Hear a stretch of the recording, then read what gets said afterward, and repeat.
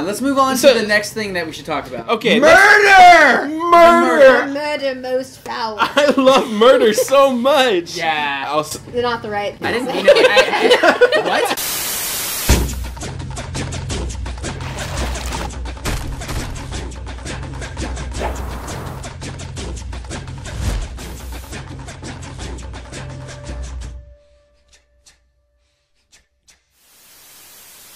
Welcome to another episode of KORRACAST. Today we're going to talk about Long Live the Queen. Is that the name of the episode? That's it.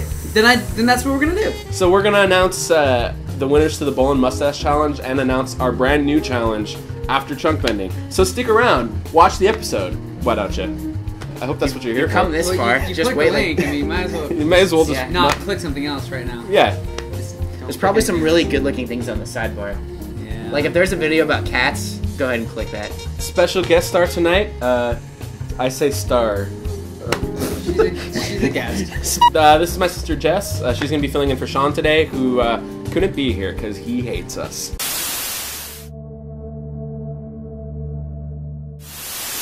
Okay, so we mentioned this a few episodes ago, but for a show called Legend of Korra, we are kind of pushing Korra to the shoulder here for a little bit. I mean, now everything's converged at the end, which we'll get back to. But but yeah, Korra's story basically amounted to just here's a fun little adventure in the desert. When you're considering the scope of the Legend of Korra, no one's gonna remember her running with a sandworm beast. Yeah, from Beetlejuice. If anything, I would say that whole thing had more to do with Asami and her ingenuity and her and that's good because Asami was a really interesting character to me when they introduced her, and I feel like we haven't had a lot of those really good, like, Asami moments, you know? Yeah. And especially because she's not a bender, and, like, they put a lot of emphasis on how she was a businesswoman, and so that was good. That was good. I mean, unlike Sokka, I mean, like, because he was the non-bender of their group in the original series, but Asami, for one, she doesn't try to be the comic relief, and two, she's not, like, an idiot, so she's able to, like, problem solve, and it actually does things. Not only is she not an idiot, but she came up with the plan to escape so quickly. Yeah. As soon as he was like putting her onto the ground with her chains, she's like, "Oh, actually, put me over there." It didn't even take a time for she and Korra to be alone to be like, "We've got to get a plan." She already had a plan. But all in all, fun little story. So they were a side story. Bolin and Mako, that was the other kind of like. Yeah, okay, so I really thought this was going to be the episode where, like, Bolin actually metal bends. I know they're probably saving that for the finale. Yeah, they faked us out twice. Yeah. I mean, that is the nature of the finale, is to save everything for the finale. Yeah, so. I really like the conversation between Bolin and, Lava Man? Lava Man? I really, how do I not know the names of the Red Lotus? That's it. There's Gazan. That's Lava Man. Yeah, Gazan. Lava Man Gazan. Zoom. Zahir, there's Please, and Stephanie. Stephanie. Okay, Stephanie. Let's just say, okay, okay. That was a good scene. That was a good scene. It was funny, and it also, I mean, not that the Red Lotus hasn't already been kind of humanized, but I mean, they just seem like dudes and just like. I kind of like. I want them to succeed a little bit. They're very like we separate our work from our play. All right. Yeah. So that was good. Let's move on to the next thing that we should talk. Okay. Obviously, the big thing in this episode. Murder. Okay, what'd you Long think of live that? the Queen. She can't breathe no more. I've been talking about this from day one. Yeah, I don't know. Series. I don't know if we've ever had this conversation in KORRACAST, but you have been saying it for a long time. For a long time, it was like an airbender could just suck the air out of someone's lungs and you're done.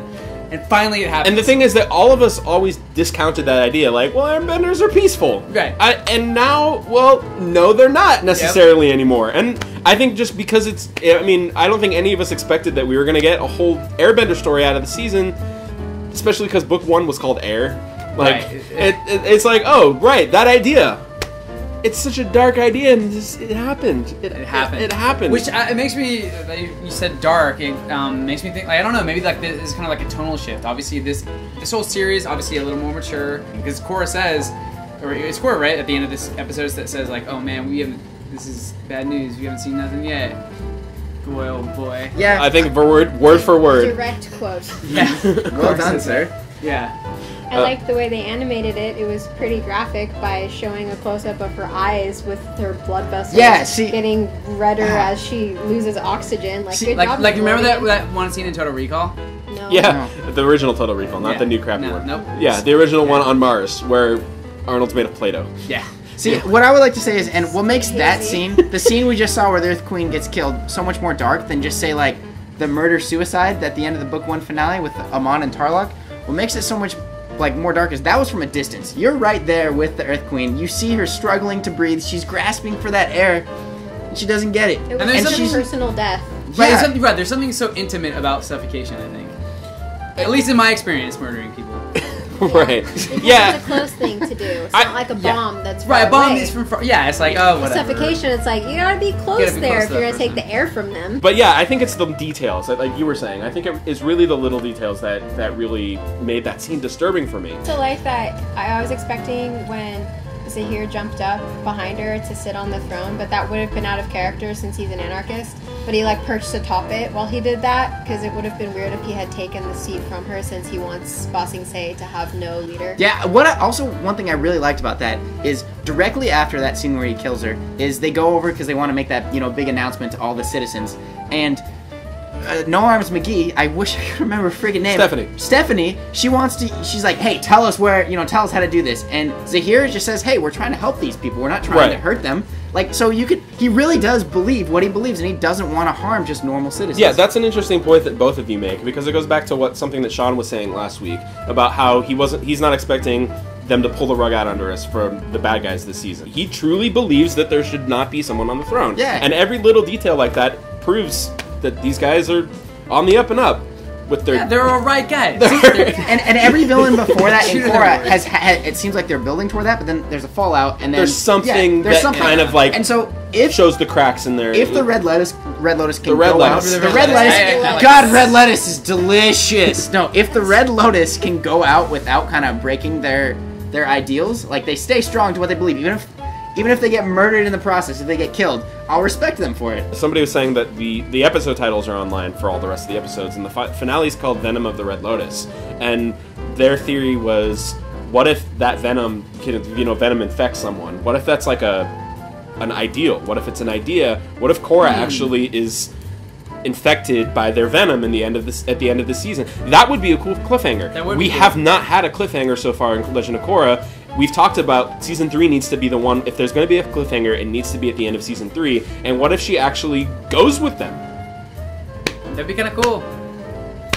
I mean, I assume their objective is to remove the Avatar from existence because she's the world's leader, so to speak. Yeah, but they keep dancing around that. Yeah, they straight up asked them in this episode, which was our question last week, whether they went with the Avatar. Someone straight up asked them, and they were just like, you'll see. Well, if they were trying to kill her, they would just be like, we're going to kill her. Okay, yeah, but that doesn't get rid of the Avatar. You have to kill her in the Avatar state. See, then that's probably what they're maybe trying to do, because they realize that they're smart. I don't think they're going to kill her. You don't think so? Because I know that the Avatar has power, and that people, like leaders and everything, regard the Avatar as having that power, but I don't think that the Avatar typically is seen as a leader, more of like they bring balance in a way when things are out of balance, but they're not like a world leader, like they're not in charge of everything. So I feel like if anything, Zahir would want to take Korra to implant his ideas to her, so that in their new world without leaders and everything, he still has her, and that they can still kind of be like guides, but I wouldn't see them as leaders. I just don't think he wants her dead. And going off of that, Zahir, we know that he idolizes that ancient airbender. I mean, was there any indication that his philosophy implied that they didn't want an Avatar? I mean, it seems like the Avatar has always been pretty revered, especially by the airbenders. Right, exactly. Yeah. So that leads me more to believe that they could be trying to use her for her, like you said, she exists for balance, but they have their own idea of what balance means.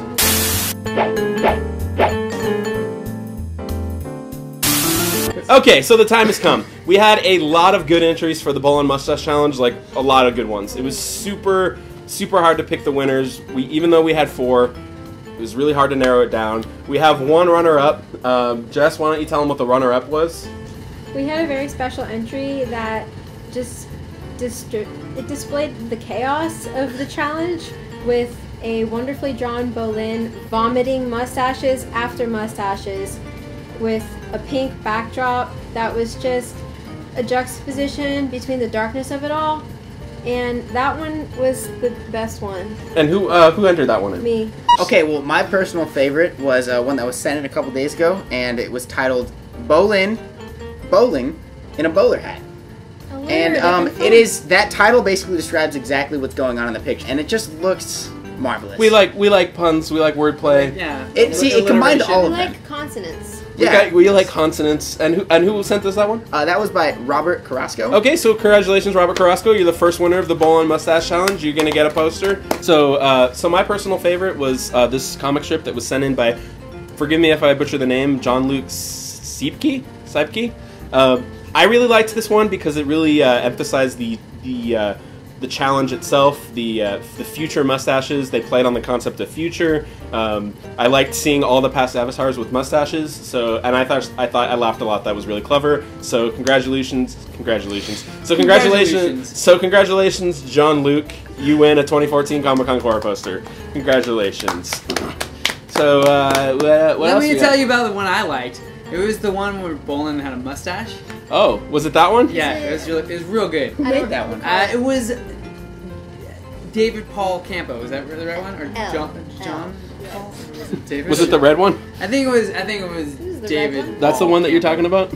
Nailed it, David Paul. Okay, that one is freaking sweet. Okay, look because- at the artistry in this one. Yeah, this one there's it's like just like the style is unique to him. It's all we can all tell is Bolin, but it's not like just Bolin. You know what I mean? It's very like his own spin on it. It's very It has like a stylized. Russo twist on it also Yeah. with like this like Stalin-esque with the red and you know what I mean? I Yeah, like that. almost looks I like what they a did propaganda poster, but Yeah. propaganda to get you to wear mustaches. Right. Also, and I will. and you will because you've seen this. And Yeah. also, I Look have how to. charming he is. I got to give it extra points for the monocle because I got a thing for monocles. Bonus So points for monocles. bonus Always. points for monocles Always. for future contests. Keep that in mind. Don't do Okay, and our last winner, Mayrin Duran. Mayrin Duran. So this one was just cute.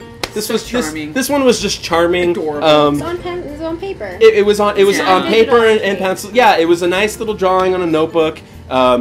It really, I think it captured the heart of this contest, which was really, when it comes down to it, it's about Bolin and Opal, and I believe that In Harvey Dent. And I believe in Harvey Dent. I believe that this might be actually something that was going on through Bolin's head when that drove him to say this line in the first place. Yeah. So, at the end, it comes down to the simple one. So. And the little chibi opal. I mean, Little you can't- chibis, you yeah, can't say no it's to that. cute. It got me. can't say So no. congratulations, you're our fourth winner of the Bolin Mustache Congratulations contest. to everyone. Thank you for all of our Everyone entries. who entered. Thank you for everyone. We loved all of them. That's the truth. Yeah, they were it's all so great. good. So So many we kids. we have a new contest to announce. This will run us for the rest of book 3. It's going to be our Avatar fashion show. Basically, you can take any of the characters from Avatar or Legend of Korra and dress them up in any kind of clothes. You can design clothes, you can Photoshop them into wacky costumes. Basically, the goal is to take our beloved characters and put them in some other kind of costume. And this is going to run us for the next few weeks. We're going to announce the winner at the end of the season's live stream, which will be on August 24th. That's a Sunday. It's going to be at 5 p.m. Pacific time, 8 p.m. Eastern time. So put that in your books. We're going to be talking about the end of the season. We're going to be giving our live reactions to book 3, and we're going to have our fashion show. We're going to be displaying everyone's work of art, a little slideshow. So, and what's the prize? Do we have a prize yet? You know Fabulous what? prizes. I'll try to get maybe a signed poster in there. What do you think? Maybe a sign for the best. We'll have a number 1. We'll maybe have a few winners, but the number 1, maybe we'll Maybe have some something, pizza pockets. something signature. Maybe some hot Maybe some pockets. fish sticks.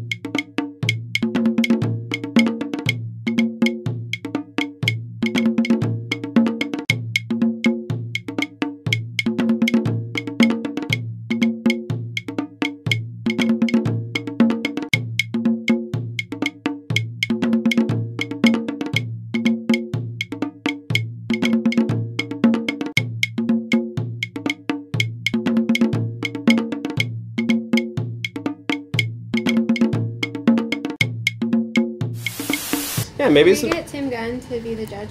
I'm gonna try to get Tim Gunn. Yeah. All right. Okay. We got Nope. Simon Cowell. No promises. He doesn't know anything about fashion. He doesn't. Well, It's not a thing. What about Gordon Ramsay?